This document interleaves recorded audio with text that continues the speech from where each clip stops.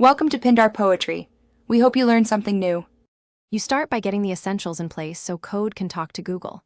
Install Python and pip, and then enable the Sheets API in Google Cloud. Once done, create a service account and download the JSON key. Make sure to secure that file. Next, share the spreadsheet with the service account email and set editor access. Finally, install gspread and Google Auth libraries so you've got the client tools to open and modify sheets programmatically. You now wire authentication into your script. Load the service account JSON using Google Auth service account credentials and build a scoped credentials object for spreadsheets and Drive. Once done, pass those credentials to gspread. Authorize so you get a client object. Then open your spreadsheet by key or name.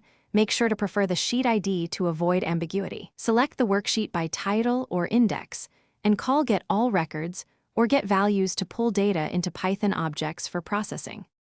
You finish by writing back efficiently and handling errors gracefully. Prepare rows as nested lists or convert dictionaries to ordered rows, and then use worksheet. Update for a range or client. Batch update to reduce quota use. Once done, verify writes by reading a sample row and confirming types match expectations.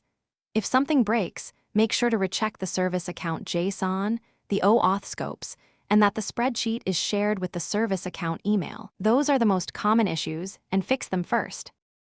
Thanks for watching. Consider subscribing if we helped you.